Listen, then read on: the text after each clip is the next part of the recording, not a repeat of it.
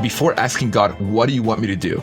Before saying, God, tell me what do you want me to do? And now I'll consider being obedient. What I'll do is, God, I'm putting my yes on the table. No questions asked. Now that the yes is there, okay, now let me know what I just agreed to.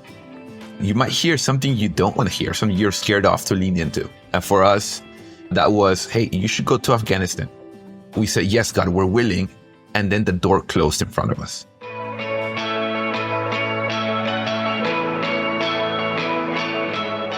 Welcome to Called Beyond, a Novo mission podcast. We love sharing stories about how we can hear God speaking to us, as well as what happens when we say yes to His calling in our lives.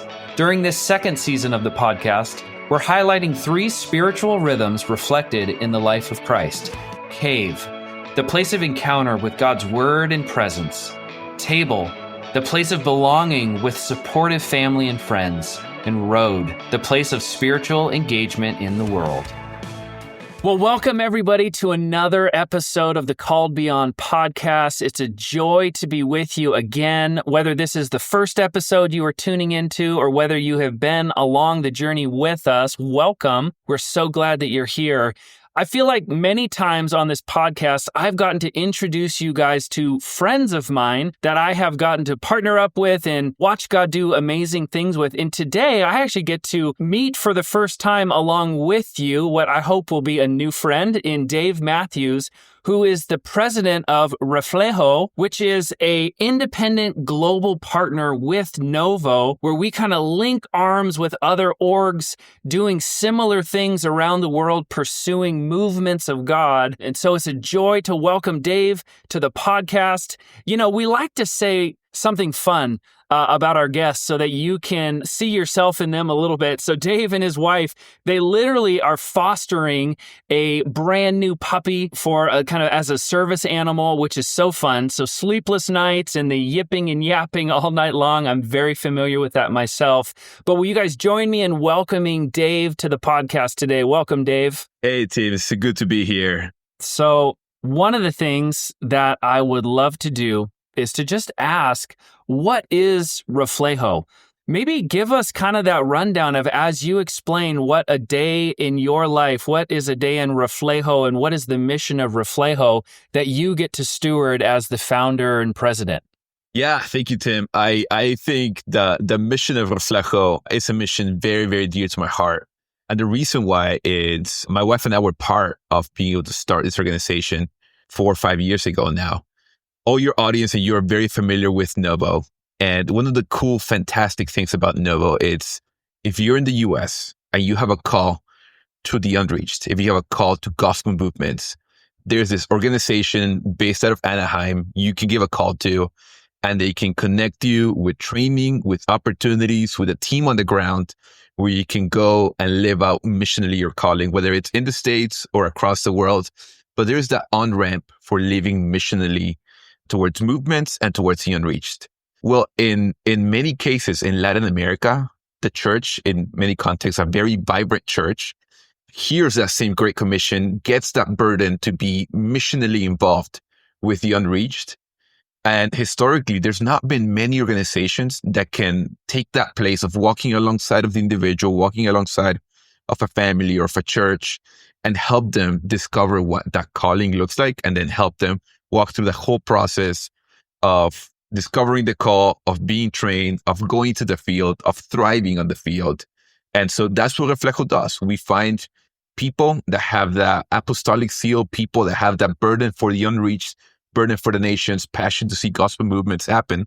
And we walk alongside of them to make sure that they have everything they need to get to the place God is calling them to be. And then we can maximize their potential by coming alongside of them and encouraging them as their missions agency. Well, that's amazing. So in a sense, what Reflejo is doing is it is capturing the excitement of the Latin American people and providing them an on-ramp and a place where they can find home and actually do or pursue the calling that God has put on their life. Exactly. The way I think about it, a couple stories come to mind. Before we started Reflejo, we will go around sharing about this plight of the unreached in Latin America. And we met a couple people that came to us and said, "Hey, Dave," and this is mind you, 2017, 2018. "Hey, Dave, I got a call to be a missionary in Asia in 2004. Mm. Or a 30-year-old that will come to us and say, "Hey, Dave, I'm 31 now. We got a call to go serve in so-and-so country when I was 8 years old." So this has been a couple decades in the building. Wow. And then the next sentence they said was, "I've never met anybody that can help me live out that calling. I've been Wow. waiting. I've been praying. My church has been waiting and praying. We recognize it as a legitimate calling. We just don't know where to start. We don't know who that partner could be that comes along us." And so really for us, it's been, we know God is calling Latinos to be obedient to the Great Commission. There's a lot of people with that song in their heart. And we just want to be able to unleash that potential, to be there to come alongside them so that they can truly fulfill the Great Commission themselves. Wow. What an amazing story. And it's impacting kind of my worldview a little bit, which is just, the uninformed bias that I walk around with every day.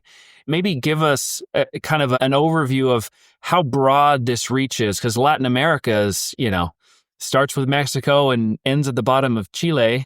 How far is your network of people that you're reaching? And is there a specific location or a few countries, or where exactly is kind of the footprint of Reflejo today? Yeah. So around the world, there is 22 countries that speak Spanish or Portuguese as their primary language, what's known as Iberoamerica. It's Central America, South America, Spain, and Portugal. Out of those 22 countries, we have teams of volunteer mobilizers and advocates for missions that are mobilizing the Latin American church in 17 of those 22 countries. That's amazing. Wow. That's like 70%, 75% plus. I'm not good at quick math. I'm good at missions, but arithmetic, you might get me stuck with. No, we got it. Well, that's amazing. I'm wondering if there's something that surprised you that comes to mind in maybe a story of just like, wow, that it totally expanded the way that I think about missions and the commission and in my own walk and where I'm going. Yeah. So initially, my wife and I, we thought we were going to be people that went. We both got individual calls to missions when we were 14. We didn't know each other at that point. And then we met a few years after in college. And eventually we both heard a call to a specific country in Central Asia. And we thought, we'll be the ones, like many others say, we'll pack all our stuff in our coffin and go and maybe never come back because we want to dedicate all our lives there. And while we were preparing to go, one of the things that people prepared us as we were hearing our call to missions was, you might hear something you don't want to hear, something you're scared off to lean into. And for us, that was, hey, you should go to Afghanistan. And if any of your listeners have seen the news for the last couple of years about Afghanistan, typically it's not happy memories or safe as a context that comes to mind. It's a lot of war, a lot of danger, a lot of poverty and persecution and so on. And so we had to wrestle with the fact of, are we really willing to put our lives at risk? For me, as a husband with my new young wife at that point, I'm willing to bring her into this context to be faithful to God. And then the next thing that happened that really rocked our world was we said, yes, God, we're willing. And then the door closed in front of us. So we kind of went through this whole thing where we're like, are we actually going to get there? And then suddenly, no, this is not happening. And I think back at the story of Abraham, being willing to leave the land of his parents to go to this new promised land. He's promised his whole descendants and all these things. And he's willing to step out in faith, not knowing where his path and journey might end up. And finally, he starts seeing some of the things come together. He finally gets, Isaac, his son, after so many years, a miracle baby. And then God says, actually, you know what? Go up to that mountain. I'm going to take him away. Yeah. And that was that moment for us of, God, we've journeyed thus far already. And we were willing to put all this forth and own the risk and so on. And now you're taking this away. What are you doing in the midst of all this? And what ended up happening for us was that God put that passion in our heart for that region of the world. And that just ended up bursting forth and being shared with other people. And what we've been able to see is not only inspire many other people to do the same thing, but also being able to recognize in Latin America and many Latinos that they've had that passion for years in many cases. And it's also frustrating that they couldn't find a way to go. And so we get to sit down with them and look them eye to eye or be shoulder to shoulder and say, I know how you feel. And I'm going to try to do whatever I can to make sure that you get to live out your calling, because the calling that God's given you is too important to miss out on. So one example, fun story that comes to mind, it's this young lady. I'll call her Hannah to protect her identity. She's in the field right now. But Hannah was or is from Bolivia. She grew up not knowing who her parents were. She grew up in a group home in a little village in Bolivia. I mean, if you think of where the American thinks, I'm going to go do missions in Latin America, that's the kind of place we will go to, right? It's a little village in the middle of the mountains in Bolivia, and there's a group home there, and there's this young girl who doesn't know who her parents are. She grows up, she gets to be a believer, and eventually she ends up congregating at a house church of 10 people in this village. Now, she gets a call to go to the unreached across the globe in Asia. In anybody's mind, how in the world is Hannah, with no family support, without a large church and large connections in a small village, going to get there? Well, she knew God had called her, and so she said, I'm going to focus, and the first thing I can control is I'm going to study. She ended up becoming a nurse, and for her to come out of her context and actually get an education, get a degree, get ahead, she said, I'm going to do this because I know this is part of what it's going to take for me to go. And eventually after that, her church said, well, if you're stepping out in faith and getting your degree, we'll step out in faith and look for a partner that can help us figure out how to get there. So we ended up coming across them a couple years ago, and they said, we don't know what it takes. We're in. What do we need to do? So they said, well, Hannah needs to raise support and Hannah needs to be trained. And so this church, these 10 people, they started calling every other church they knew and said, join us in the journey. Let's send Hannah together. And the Bolivian church rallied around Hannah and said, we are going to send her. And long story short, she is now in Tajikistan serving. Wow. She has been a rock star. She's actually the best one on her team in learning language.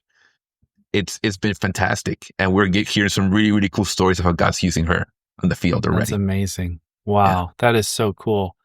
I think I'm blown away, right? Because there's the story where she had a calling, and through diligence, working hard, just trusting and taking the first step, and then the next step and the next step and the next step to get there, and everybody else receiving their individual callings that became a part of that as well. And I guess I'm reflecting back to your and your wife's story as well, where it was sort of like you guys right there on the cusp, about ready to go in that kind of Abraham and Isaac moment that you described so well. There's a juxtaposition there, right? Where it's sort of like the Lord brought you to that place so you could experience the heart for a thing and start asking these questions that are now finding grounds and seeing other people move from an impossibility into it being a reality. And then the stories that you get to help author and come alongside through partnership is just, it's hitting me. And I think for, the listener, as you're listening to these stories as well, there's a little bit of that, like, does anybody know what it feels like to have a door slammed in your face kind of moment where you thought you were going to be doing one thing and all of a sudden you got to pivot? I feel like there's a lot of like similarities in that. And then also this just like sometimes the Lord puts a thought or a dream in our mind that just seems impossible, feels impossible, but there's this compelling sort of like angst that kind of starts growing inside where you realize like this has to be, And so I think, in that wrestle of trying to figure out what's the next right step for me to take, is there a process that you walk people through that you come across and meet with that helps them determine what that next step might be? Yes. One of the things that comes to mind, back when I was in college, I was in Bible school, and my first college roommate, he was a grade ahead of me, and he was also wanting to be a missionary. And this was before I was still trying to determine what my calling was. He gave me some advice that he heard from his youth pastor. He said, Dave, I never heard a call to missions. I just read the Bible. I saw it there and I said, I want to do this. And when I started looking what I could do or how I could get involved, I was wrestling with the same idea. The advice that he got, the advice that he passed on to me was, look at the most harebrained thing that you could do with the biggest need, the biggest open door, the most potential. Just go ahead and go for the wildest dream you can think of and lean into that. And if God gets scared, he'll let you know. Yeah. Wow. Oftentimes, we're the ones to flinch right away and say, unless God invites us, unless God is nudging us every step of the way and holding our hand, every single step, we don't want to step out. And what he told me and what we've seen a lot of people step into in faith has been, start walking. You can steer a car while it's in movement. It's really hard to steer a car while it's parked. And so that's a reality we've seen. An exercise that we do often with our teams, and one of the things that we do ourselves, it's before asking God, what do you want me to do? Before saying, God, tell me what do you want me to do? And now I'll consider being obedient. What I'll do is, God, I'm putting my yes on the table. No questions asked. Now that the yes is there, okay, now let me know what I just agreed to. And then we can figure out the how. But the agreement, the blank check, like I already put the blank check, signed it, you fill in the number, you fill in the request. And that's the kind of obedience that it's taken to get from one small decision to the next, to the next, to the next. And I feel like once you make that decision to be radically obedient, no questions asked on the front end of that obedience, right? Then it just becomes about managing what God tells you. Yeah. Yeah, that's really good. And if the listeners have been on this journey from the very beginning, so much of what you just said has been confirmed by other people, is when you give God your yes first and then trust him to work out, what exactly it is that I just said yes to, that really is the exciting adventure that partnering with God looks like. I've been right there with you too. I mean, it's just like we oftentimes will present God with yes or no questions. Do I stay or do I go? Do I turn right or do I turn left? And I think even in the New Testament, like when Jesus gets presented with definitive answer questions, is he tells a story. He tells a perfect story for the perfect moment for the people that were there, and it teaches them a life lesson that allows them to be able to answer the question for themselves now and throughout time. And we all get the benefit of getting to read that. And as we learn through these parable stories of what it looks like to partner with God and what the kingdom actually looks like, is it's a heart posture of yes. And that heart posture of yes steers you towards the next breadcrumb, if you will, as you're on this path trying to follow Jesus. Maybe tell us, what has prayer kind of meant for you? Maybe in the early days when you and your wife are, one, figuring out like, well, what do we do now that this door is closed, and kind of the inception of Reflejo, and as like the first couple of people, what does it look like to pray through and discover what that yes meant to you guys? One thing that I remember learning when I was a student at Moody, as a professor always told us that the Spirit speaks to us and abides in us. And as long as we're leaning into obedience, we'll kind of still be in tune with the Spirit. And if it's disobedience or it's sin or something else that gets in the way, it kind of starts to stifle the voice and the clarity of the Spirit in his dialogue with us. So one of the things that I thought early on was, well, if we don't create room for that stifling to begin with, once we're hearing him clearly and we just lean into obedience, we can just stay at that space. And so one of the things that I mentioned was that exercise of just saying yes first. That's been very important. Something else that's come to us that's been super, super helpful has been just clarifying, God, what is on our hands and what is in your hands. So if you think about starting Reflejo and where Sarah and I were, early 20s, we think God is calling us to start a missions agency to send people to places like Afghanistan. And we're going to have to be responsible for their training, for their well-being, for all these things. We don't know who's going to even trust us to be responsible for them. Where are the people going to come that are actually going to be helping be part of this team to put this organization together? But we think we can do our part. God, help us be faithful in our part, and we will completely trust you for your part. I think of the story of Noah. He was called to build the ark.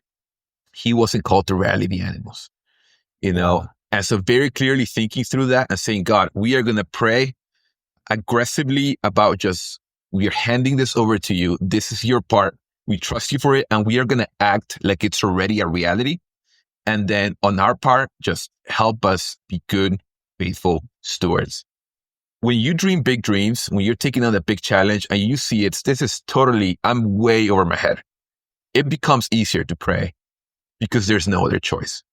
And so one of the things that we've been blessed us in our prayer life has been asking God, keep us uncomfortable, because then it's easier to come to you. Growing up, my pastor always used to say, it's hard to pray for your daily bread with a full pantry. Wow.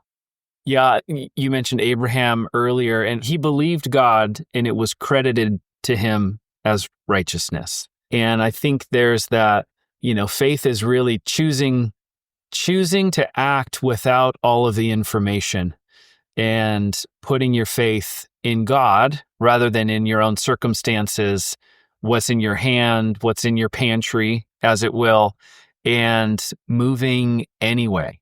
And I think what you're saying there is, it's simple, profound, it's very difficult, but the reality is if you want to see God show up, if you want to see the extraordinary things happen, it's going to be in places where you don't feel qualified, where you don't have the influence you think you need to have, and when you're off balance, And I don't know, I've done a little bit of thinking about this too, because it's just like, well, why does it always have to feel so uncomfortable to see something amazing happen?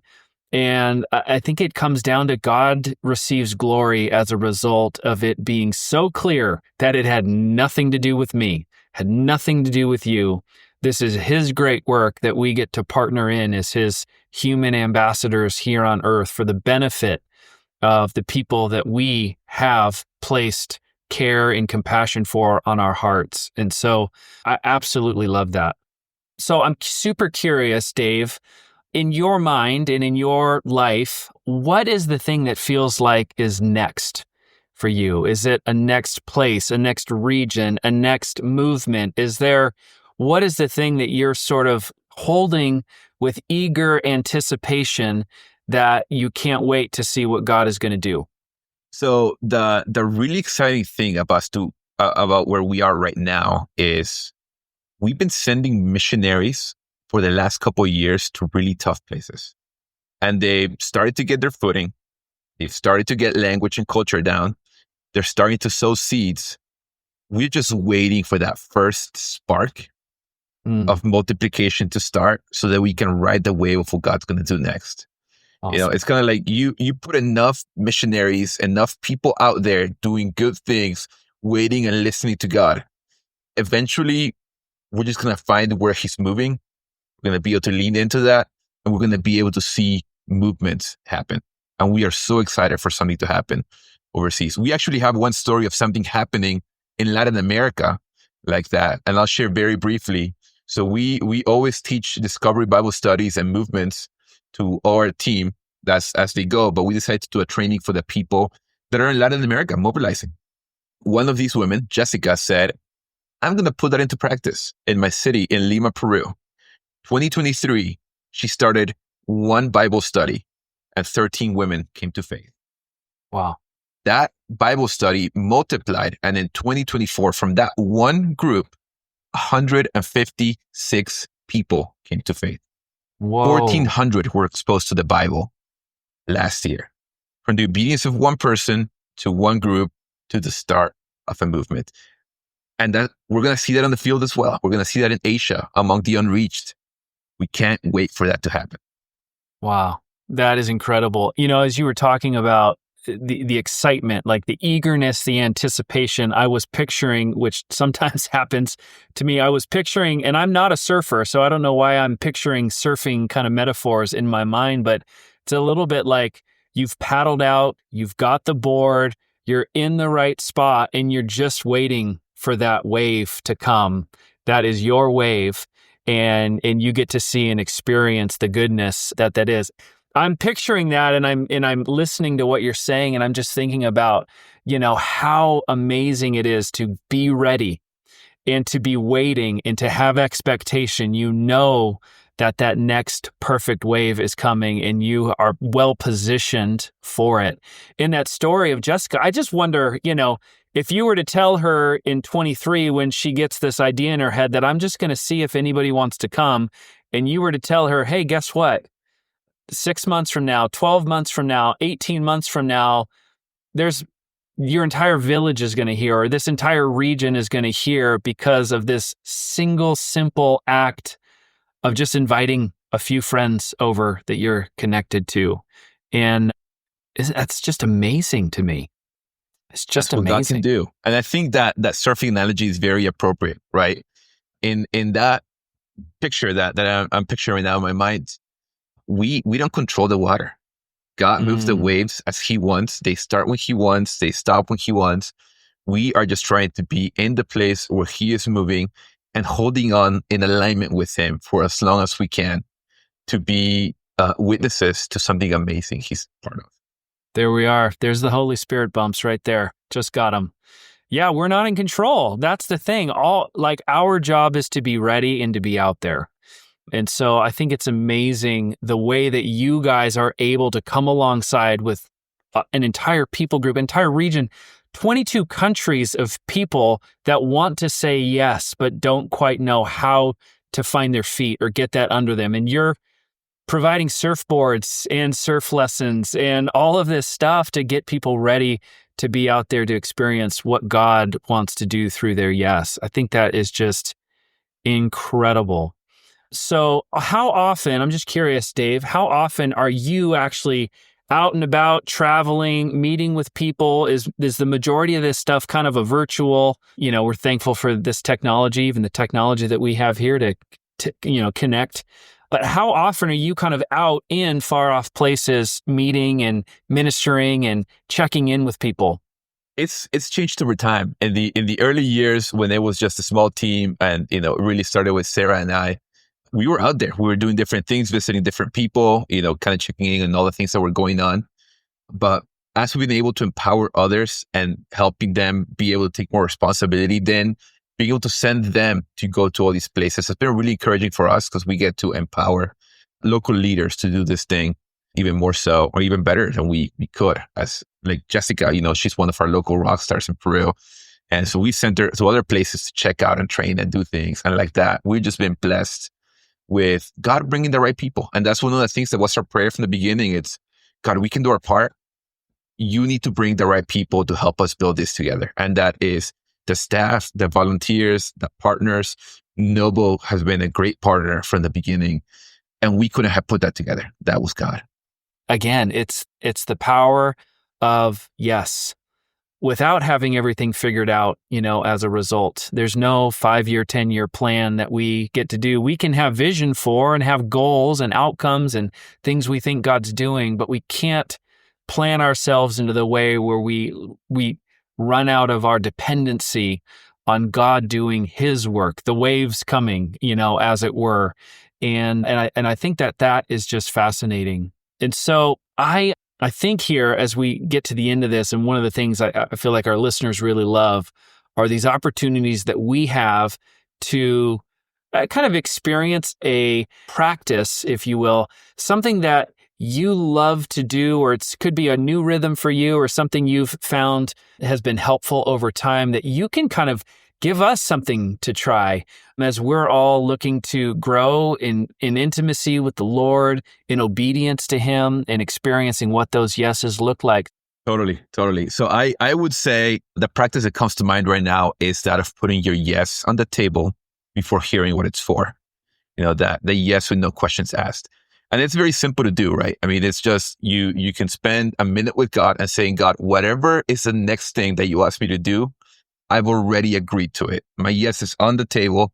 Now, what do you have for me? And most of us that are not familiar with this will say, well, God, if I put my yes on the table, what will you tell me to do? And that's kind of like getting on one knee in front of your girlfriend and saying, hey, if I ask you to marry me, what will you say? And that's a wimpy way out, right? Yeah. And this is a bold practice, and it could take you on a very, very surprising twist and turn of what God might do. But by the same token, as we mentioned, God already knows what's coming. He knows what he's doing. And putting that yes on the table might mean we don't have to struggle and strive all night fishing. But God may say, you know what? Instead of what you're thinking, cast your nets on the other side. And it might be easier than you thought because I'm already there. I'm already providing. I'm already showing up. So I'd encourage everybody listening to this, do you have the boldness? So we almost dare, trust God and say, God, my yes is on the table. Tell me what I just agreed to. I signed that blank piece of paper. Write whatever you want in that paper. Wow.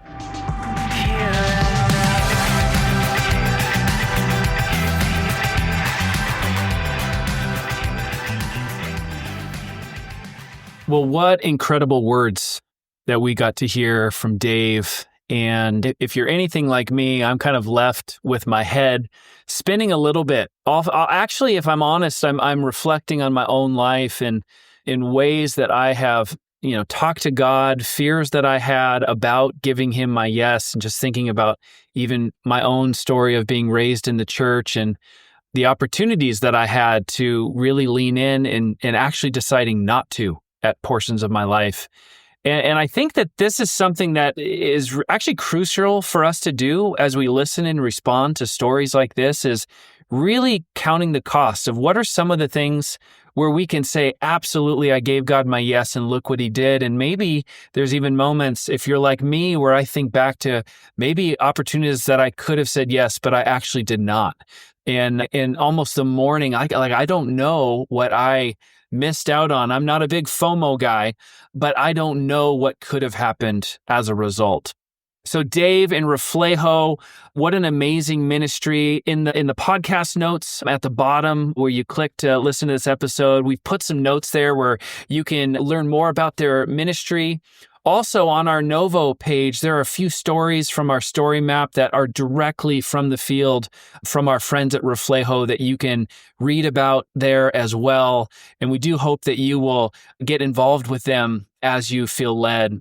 One of the things that I loved about what Dave said was kind of this blank check idea of just putting your yes on the table and seeing what God does with it. What an amazing practice to do as an individual. I feel like as we're looking at Cave Table Road, there's a cave application to that. Maybe in doing this in a kind of meeting place, prayerful posture of God, I want to give you my yes and see what he does with that yes.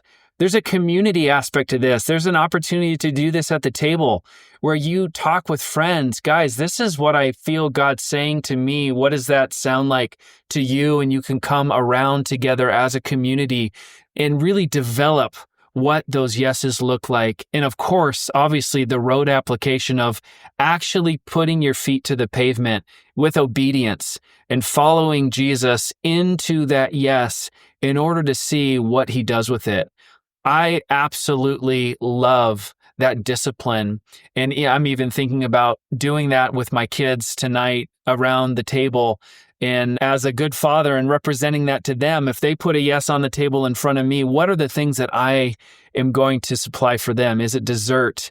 Is it a chance to go out? Is it an experience that we get to have together? I want to reward the yeses that they give me as a father. How much greater would our Father in heaven do that for us? And so thank you guys so much for being here, for listening to this podcast. And I just want to bless your yes, that the Lord will come alongside you and that the risk that you take in following him will be oh so worth it by watching him show up in ways that you did not expect, by enabling you to see things that you really don't feel qualified to see, but it's because the Lord qualifies the unqualified. In Jesus' name. So as we wrap up this episode, we want you to know that you too are called beyond. We believe there is more that God desires for your life than you could possibly ask or imagine. Are you eager to cultivate a healthy, fruitful, and holistic walk with God? We bless you in Jesus' name to experience spiritually rich times in the cave, around the table, and on the road. We pray and believe for transformation in your personal relationship with Jesus, your community with other believers, and in the missional spaces the Spirit of God is inviting you into.